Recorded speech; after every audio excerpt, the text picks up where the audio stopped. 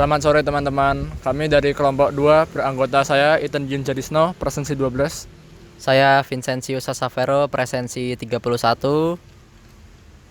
Saya Antoni Sandi Kurniawan, bisa dipanggil Sandi, presensi 8, kelas 11 8. Saya Octavion Perndo Marola, biasa dipanggil Rion, presensi 24 dan dari kelas 11 8. Saya Jema Bimanyu Prasetyo, bisa dipanggil James, presensi 18 dari kelas 11 8 ya. Ya, jadi untuk tugas agama kami mendapatkan materi persekutuan gereja sebagai umat terbuka. Ya, jadi untuk aksi nyata yang kita lakukan adalah membagi-membagi snack makanan atau sembako untuk panti asuhan. Ya. Jadi untuk latar belakang kami datang ke Panti Asuhan Ganjuran ini karena ini sesuai dengan materi apa yang kami pelajari, yaitu adalah gereja terbuka. Dan untuk secara rincinya kami ngapain aja itu akan dijelaskan oleh teman saya.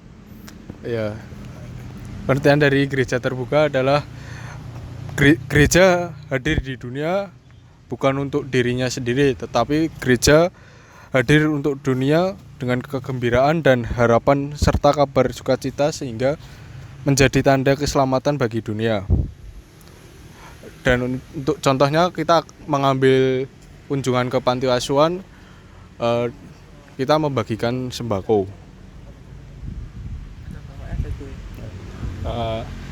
Melanjutkan apa yang kami dapatkan di ganjurannya nanti, itu kami akan berbicara dengan pendamping kami, yaitu Suster Rosa yang kebetulan ada di sana dan merupakan salah satu kenalan dari keluarga saya.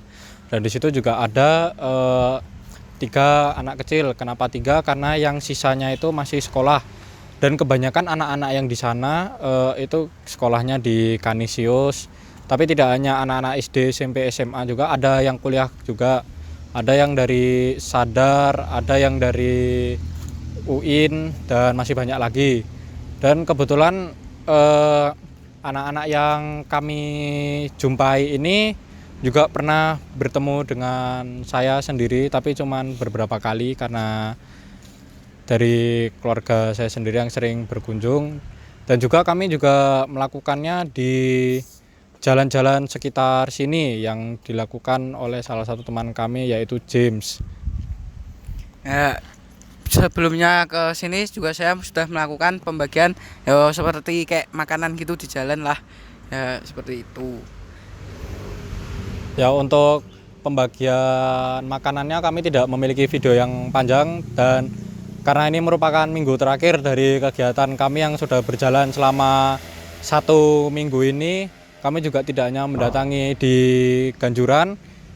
Dan kenapa kami memilih Ganjuran sebagai tempat terakhir? Karena kami melihat bahwa di Ganjuran ini anak-anaknya bisa dibilang termasuk masih kecil-kecil, dan panti asuhan di sini tuh latar belakangnya lumayan menyedihkan. Oleh karena itu saya memilih Ganjuran dan kemudian disetujui oleh rekan-rekan kelompok kami. Ya, sekian dari kunjungan kami. Terima kasih. Selamat menonton.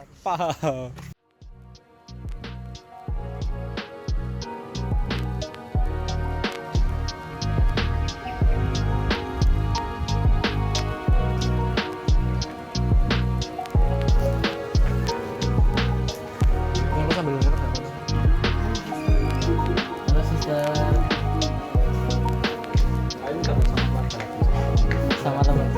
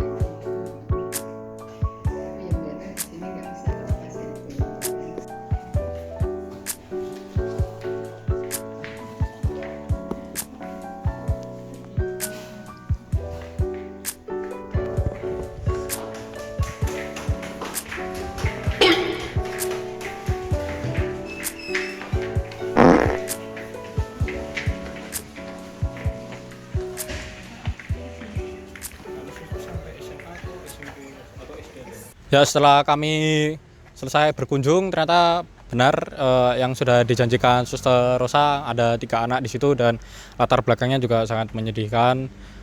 Untuk itu kami ucapkan terima kasih sudah menonton, dan kesimpulan yang bisa kami ambil itu gereja memang terbuka untuk semua orang, tidak memandang latar belakang, terutama untuk yang berkebutuhan khusus seperti panti asuhan itu. Juga di panti asuhan tadi ada beberapa yang berbeda agama, lebih banyaknya di Muslim dan Buddha.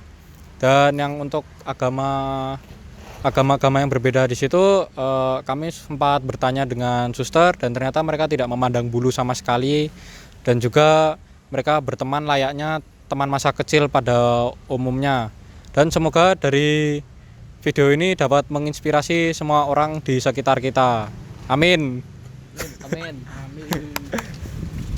Yo, 1 menit. Halo semua, kenalin nama aku Vincenzius Sasakaro, presensi 31. Pada hari ini saya akan menjelaskan tentang refleksi saya setelah saya pergi ke gereja Ganjuran, yang dimana terdapat panti asuhan di gereja Ganjuran tersebut.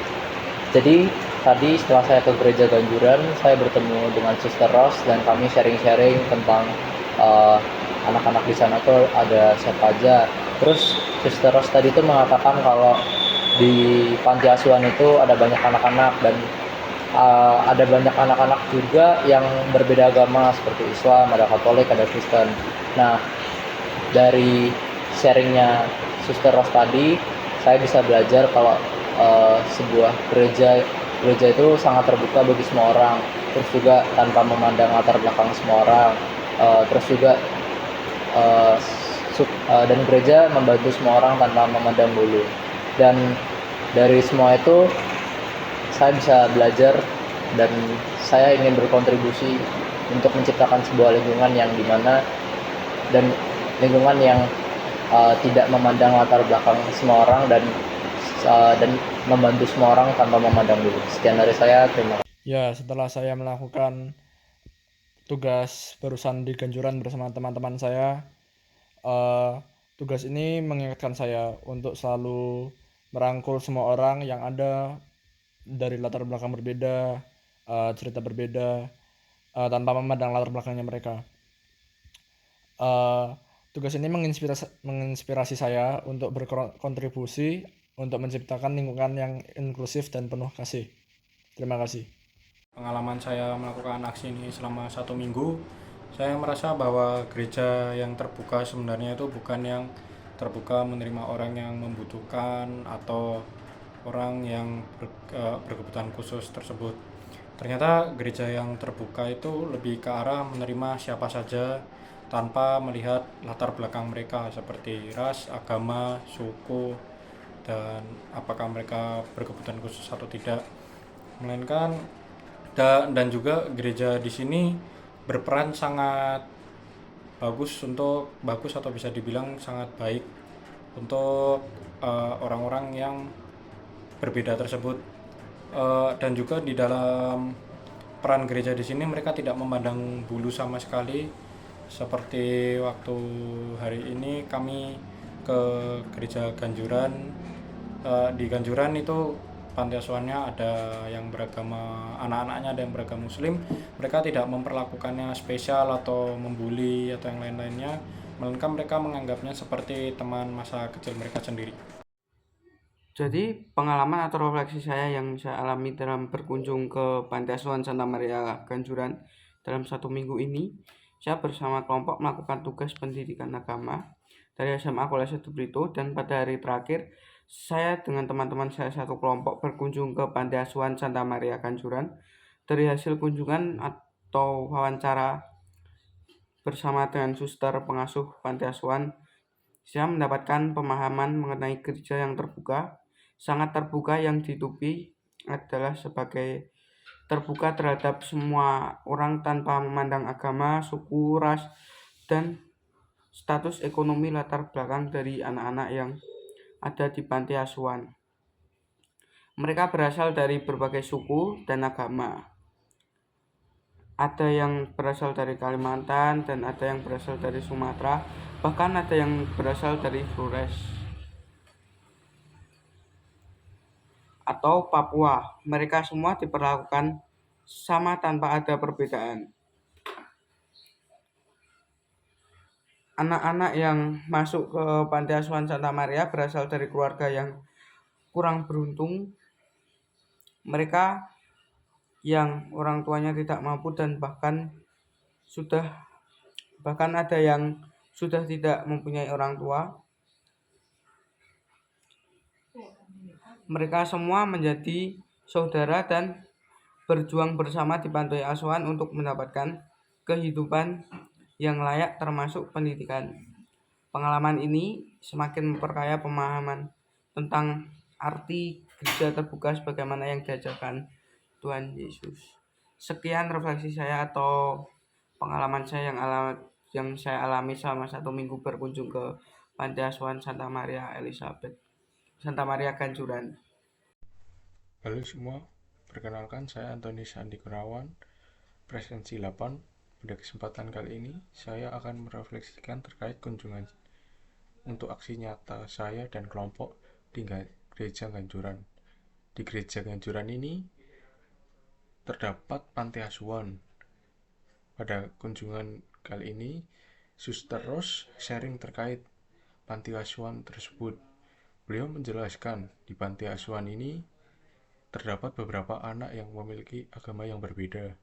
Ada yang beragama Islam, Katolik, Kristen, dan lainnya.